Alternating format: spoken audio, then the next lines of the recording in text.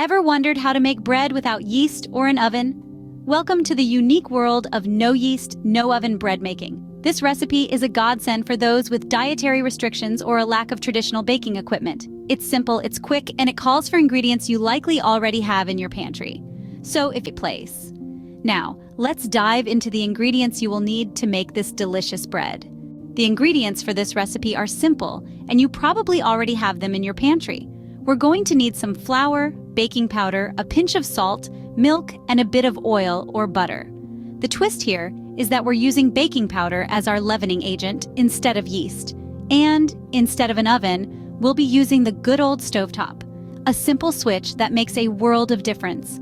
Now that you have all your ingredients ready, it's time to start making the bread. First, you need to make the dough. And making dough is a bit like creating culinary magic. Let's delve into it. Begin by combining your dry ingredients. That's your flour, a pinch of salt, and baking powder. Blend them together until they're well mixed, like a harmonious symphony of flavors waiting to come alive.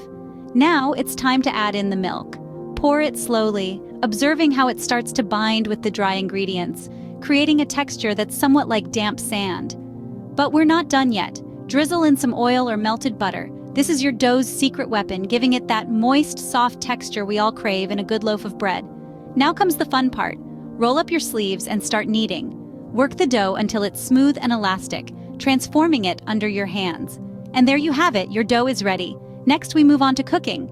Cooking this bread is as easy as making the dough. Once your dough is ready, divide it into equal-sized balls. The size of the balls depends on how big or small you want your bread to be.